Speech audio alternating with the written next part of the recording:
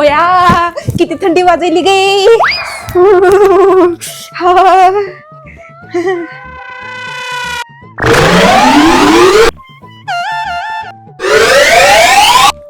अगे भावाने AC fan cooler सगळं चालू करून झोपलीस, तुला काय वाटते का नाही बिल किती येईल? ओ सासूबाई, तुम्हाला एवढं कळतंय ना लाईट बिल किती येईल? आवा मग माझ्या लग्नामध्ये हुंडामध्ये एवढं सामान कशाला मागितलं?